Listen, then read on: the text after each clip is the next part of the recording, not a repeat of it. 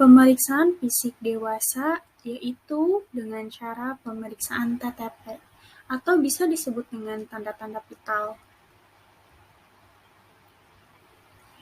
Pengertian pemeriksaan TTP itu sendiri yaitu pemeriksaan tanda vital adalah cara untuk mendeteksi perubahan sistem yang ada di dalam tubuh. Tanda vital meliputi suhu tubuh, denyut nadi, frekuensi, pernafasan, dan tekanan darah. Semua tanda vital tersebut saling berhubungan dan mempengaruhi. Perubahan tanda vital dapat terjadi bila tubuh dalam kondisi aktivitas berat atau dalam keadaan sakit, dan perubahan tersebut merupakan indikator adanya gangguan sistem tubuh. Pemeriksaan tanda vital yang dilaksanakan oleh perawat atau bidan digunakan untuk memantau perkembangan pada pasiennya. Nah, di sini ada berikut tentang tekanan darah. Tekanan darah adalah tekanan dari darah terhadap dinding pembuluh darah yang merujuk kepada tekanan darah pada arteri secara sistemik, di mana tekanan darah di vena lebih rendah daripada tekanan di arteri. Nilai tekanan darah secara umum dinyatakan dalam mmHg atau milimeter air aksa. Nah, di sini ada jenis alat tekanan darah yang disebut sphygmomanometer, ada yang digital dan ada yang bukan digital dari alat tekanan darahnya. Tekanan sistolik didefinisikan sebagai tekanan puncak pada arteri selama siklus jantung.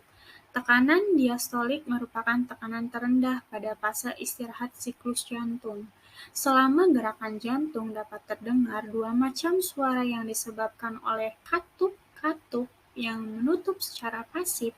Bunyi pertama disebabkan menutupnya katup bunyi kedua. Karena menutupnya katup aortik dan pulmoner sudah kontraksi ventrikal, yang pertama adalah panjang dan rata, terdengar seperti loop. Yang kedua pendek dan tajam, bisa terdengar seperti dup. Nah, di sini ada alatnya, kita bisa dilihat, yaitu ada skala pengukuran, terus tensimeter jarumnya. Nah, di sini tekanan darah biasanya digambarkan sebagai rasio tekanan sistolik terhadap tekanan diastolik. Sebagai contoh, tekanan darah pada angka 120/80 menunjukkan tekanan sistolik pada nilai 120 mmHg dan tekanan diastolik pada nilai 80 mmHg. Nilai tekanan darah pada orang dewasa normalnya berkisar dari 100/60 sampai 140/90. Rata-rata tekanan darah normal biasanya 120 sampai 80. Nah, di sini ada kriteria hipertensi bagi orang yang terkena hipertensi. Nah, tekanan darah biasanya digambarkan sebagai rasio tekanan sistolik terhadap tekanan diastolik. Sebagai contoh, tekanan darah pada angka 120/80 menunjukkan tekanan sistolik pada nilai 120 mmHg dan tekanan diastolik pada nilai 80 mmHg. Nilai tekanan darah pada orang dewasa normalnya berkisar dari 100/60 sampai 120/140/90.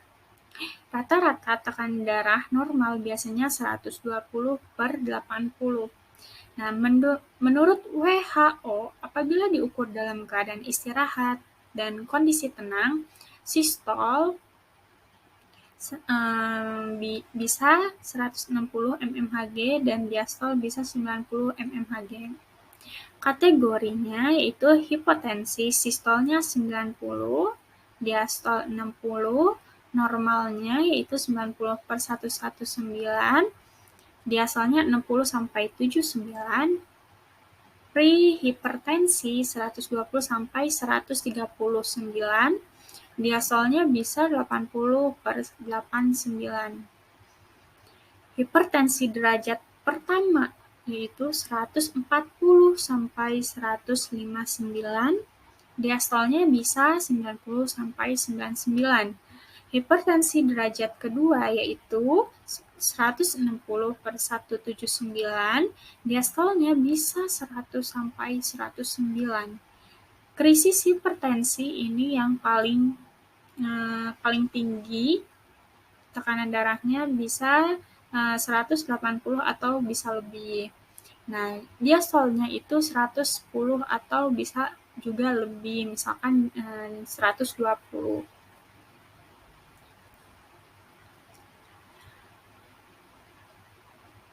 Pemeriksaan nadi.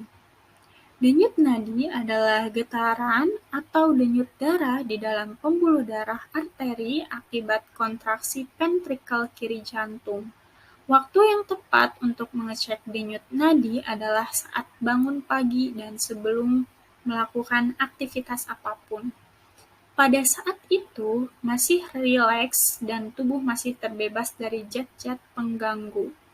Tujuan pemeriksaan nadi yaitu untuk mengetahui integritas sistem kardiovaskuler dan mengetahui keadaan umum pasien. Nah, di sini gambar untuk ngecek pemeriksaan pada nadi pasien, yaitu cara pemeriksaan nadi yang pertama yaitu mencuci tangan dengan sabun dan air mengalir, mengeringkan dengan handuk bersih, mengatur posisi klien, letakkan lengan di sisi tubuh dengan kedudukan volar.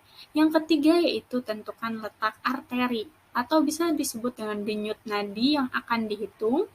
Yang keempat yaitu periksa denyut nadi atau arteri dengan menggunakan ujung jari, yaitu 2 atau 3 atau 4, bisa 4. Yang kelima yaitu tentukan frekuensinya, jumlah denyut nadi per menit dan iramanya teratur atau tidak. Terus yang terakhir yaitu catat hasil dan informasikan kepada klien.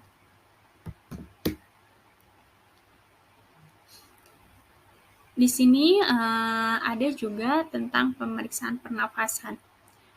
Pernafasan atau respirasi adalah pertukaran gas antara makhluk hidup atau bisa disebut dengan organisme dengan lingkungannya. Pemeriksaan pernafasan merupakan pemeriksaan yang dilakukan untuk menilai proses pengambilan oksigen dan pengeluaran karbon dioksida. Ini adalah cara pemeriksaan pernafasan, yaitu yang pertama menghitung pernafasan dengan memperhatikan gerakan pernafasan dada pasien, menghitung dalam waktu 1 menit penuh. Yang kedua yaitu kemudian menghitung pernafasan 1 kali menghirup nafas dan 1 kali mengeluarkan nafas, yaitu 1 kali gerakan naik turun. Pernafasan dihitung selama 30 detik, lalu dikalikan 2 untuk mendapatkan frekuensi pernafasan tiap menit. Pada keadaan normal, mungkin pernafasan hanya dihitung selama 15 detik, lalu hasilnya dikalikan 4.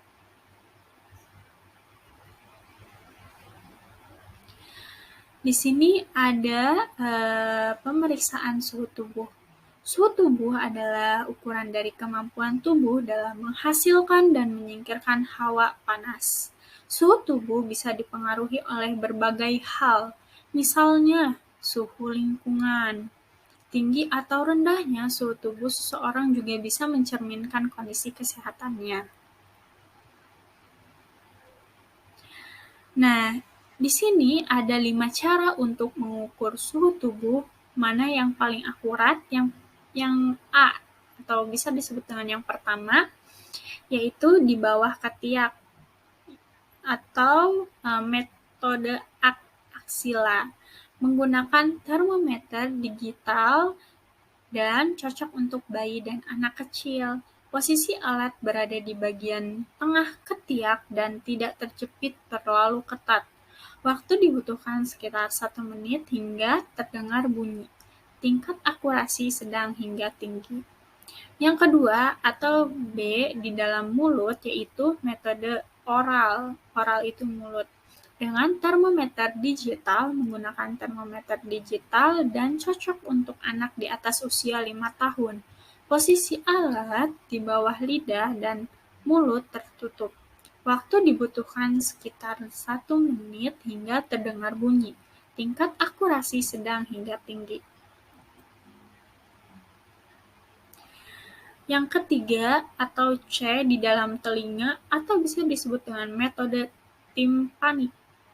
Menggunakan termometer khusus telinga cocok untuk di atas usia 2 tahun.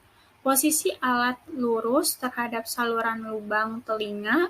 Waktu dibutuhkan sekitar 2 detik hingga terdengar bunyi. Tingkat akurasi rendah hingga sedang. Yang keempat yaitu D. Di dalam rektum, metode rektal menggunakan termometer digital cocok untuk newborn, balita hingga dewasa. Posisi alat di dalam rektum atau anus dengan kedalaman sekitar 2,5 cm.